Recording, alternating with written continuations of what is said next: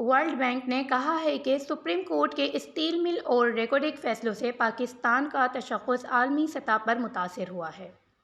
تفصیلات کے مطابق اپنے ایک بیان میں عالمی بینک نے کہا ہے کہ سیاسی مداخلت اور عدالتوں میں کیسز کے باعث نجکاری کا عمل متاثر ہوا ہے۔ پاکستان میں حکومتی کمپنیاں جنوبی ایشیائی ممالک میں سب سے کم منافع لیتی ہیں۔ عالمی بینک کا کہنا ہے کہ 2014 میں پاکستان میں حکومتی کمپنیوں کا منافع جی ڈی پی کا 0.8%، جبکہ 2020 میں ان کمپنیوں کے خسارے جی ڈی پی کے 0.4% کے برابر جا پہنچے ہیں، جبکہ نجکاری پروگرام عدالتی فیصلوں سے رک گیا ہے۔ ورلڈ بینک کا کہنا ہے کہ پاکستان میں نجکاری پروگرام سپریم کورٹ کے 2007 کے فیصلے کے بعد سے تعطیل کا شکار ہوئی ہے۔ پاکستان اسٹیل مل اور ریکوڈک پر سپریم کورٹ نے جو فیصلے دیے، اسے پاکستان معاہدوں کی پاسداری نہ کرنے والا ملک سمجھا جانے لگا۔ تحریک انصاف کے دور میں سرمایہ پاکستان قانون سے نجکاری مزید تعطیل کا شکار ہوئی۔